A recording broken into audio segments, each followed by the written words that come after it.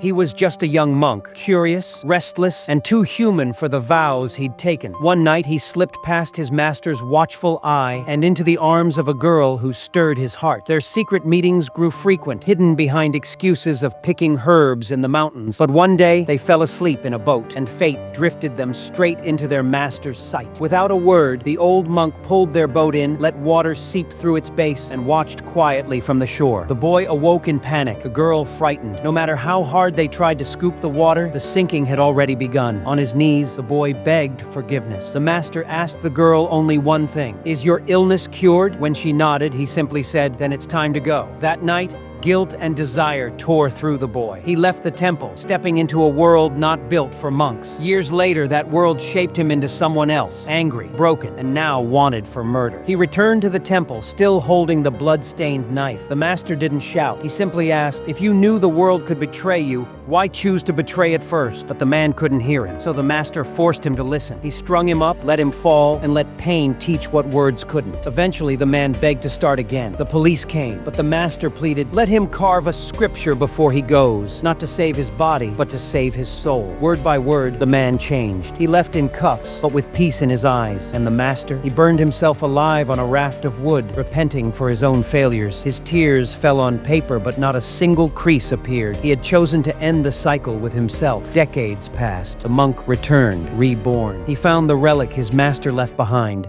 placed it in a statue's crown, and stood bare-chested in the cold, ready to take his place. But fate had one more twist. A woman came, crying, left her child behind, then vanished into the frozen lake. She had stepped into the hole the monk had carved for drinking water. Another life, unintentionally lost. Burdened by guilt, he tied a stone to himself, climbed the mountain just like when he was young, this time carrying not just the Buddha, but every soul he had failed. Years passed again. That abandoned child grew into a boy, a monk just like him. And just like before, he laughed as he tied stones to small animals, watching them suffer, repeating the cycle. Maybe we're not born evil, but we learn it when no one stops us. And maybe the Buddha sees everything. Good seeds grow good fruit. Evil roots bring pain. But here's the question. If you were the old monk, would you have raised the boy differently? Or are some fates impossible to rewrite? Let me know in the comments.